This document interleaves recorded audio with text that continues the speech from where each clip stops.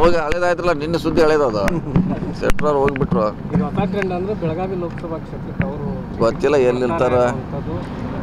ಯಾರು BJP ಅವ್ರು ನಿಲ್ಲಲೇಬೇಕು, ಬೆಳಗಾವಿಗೂ ನಿಲ್ಲಬೇಕು, ಎಲ್ಲ ನಿಲ್ಲಲೇಬೇಕು. ಅವ್ರನ್ನ ಎಲ್ಲಿ ಬಿಡೋದು ನಿಲ್ಲೋದು ಅವ್ರಿಗೆ ಪಕ್ಷಕ್ಕೆ ಬಿಟ್ಟಂಥ ವಿಚಾರ. ಈಗ ಅದ್ರ ಬಗ್ಗೆ ನಾವು ಹೇಳಲಿಕ್ಕಾಗಲ್ಲ, ಎಲ್ಲಿ ನಿಲ್ತಾರೋ ಹೆಂಗೆ ನಿಲ್ತಾರಂತ. ಅದು ನಮ್ಗೆ ಸಂಬಂಧಪಟ್ಟ ವಿಷಯ ಅಲ್ಲ ಅದು. ಬೊಮ್ಮಾಯಿ ಸಂಬಂಧ ಇದೆ ಸರ್, ಒಂದು ಕಡೆ ಲಿಂಗಾಯತ್ ಓಟ್ ಹೊಡಿತಾವ.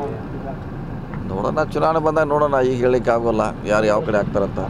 ಸರ್, ಈಗ ಅಸೆಂಬ್ಲಿ ಎಲೆಕ್ಷನ್ ಟೈಮ್ಗೆ ಭಾಳಷ್ಟು ಜನ BJP ಅವ್ರು ಈಗ ಎಕ್ಸ್ಪೆಕ್ಟ್ ಮಾಡದೆ ಅಂತವ್ರೆಲ್ಲರೂ ಕಾಂಗ್ರೆಸ್ಗೆ ಬಂದಿದ್ರು ಸರ್. ಈಗ ಬೊಮ್ಮಾಯಿ ಅವ್ರು ಏನು ಹೇಳ್ತಾರೆ, ಭಾಳ ದೊಡ್ಡ ರಾಜಕೀಯ ಕ್ರಾಂತಿ ಆಕೈತಿ ಅಂತ. ನೆಕ್ಸ್ಟ್ ಟಾರ್ಗೆಟ್ ಸೌದಿ ಅಂತ ಒಂದು ಮಾತು ಕೇಳಿ ಬರೋದು ಸರ್. ಹೆಂಗೆ ಏನು ಸರ್ ತಮ್ಗೆ ಅನಿಸಿರೋ ಪ್ರಕಾರ ಹೆಂಗೆ ಸರ್? ನೋಡಿ, ಯಾರು ಹೋಗ್ತಾರೆ ಬಿಡ್ತಾರೆ ಅಂತ ನಾವೇ ನಮ್ಮ ಕೈಯಲ್ಲಿಲ್ಲ. ಅವ್ರು ಹೋಗೋ ಮನಸ್ಸಿದ್ರೆ ನಾವು ತಡಿಲಿಕ್ಕೆ ಆಗೋಲ್ಲ. ಹೋಗ್ಬೇಕಂದ್ರೆ ನಾವೇನು ಮಾಡಲಿಕ್ಕೆ ಆಗೋಲ್ಲ. ಜಗದೀಶ್ ಶೆಟ್ಟರ್ ಅವ್ರು ಹೋಗಿದ್ದಾರೆ ಅಷ್ಟೇ. ಈಗ ಮುಂದೆ ಯಾರು ಹೋಗ್ತಾರೋ ನಮ್ಗೆ ಗೊತ್ತಿಲ್ಲ. ಎಲ್ಲರೂ ಇರ್ತಾರೆ, ನಮ್ಮದು ಅಷ್ಟೇ ಆಶಾಭಾವನೆ. ಕಾಂಗ್ರೆಸ್ನಲ್ಲಿ ಉಸಿರುಗಟ್ಟು ವಾತಾವರಣ ಆಗಿತ್ತು ಮತ್ತು ಅಲ್ಲಿಂದ ಯಾಕೆ ಬಂದ್ರೆ ಅವ್ರು ಮತ್ತು ಅವಾಗ ಬರ್ತಾಗ ಏನಾಯ್ತು ಅಲ್ಲೇ ಅದು ಸೇಮ್ ಆಗಿತ್ತಲ್ಲ.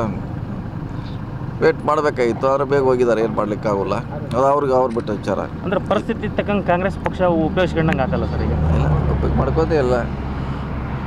ಸೊ ಇದು ಪಕ್ಷ ನಮ್ಮದೇ ಪಕ್ಷ ಇದೆ, ನಮ್ಮದೇ ಅಂತ ಒಂದು ವೋಟ್ ಬ್ಯಾಂಕ್ ಇದೆ, ನಮ್ಮದು ಇದೆ. ಸೊ ಅವರಿಂದ ಬಂದಿದ್ದೆ ಇವರಿಂದ ಬಂದು ಹೇಳಲಿಕ್ಕೆ ಆಗೋಲ್ಲ.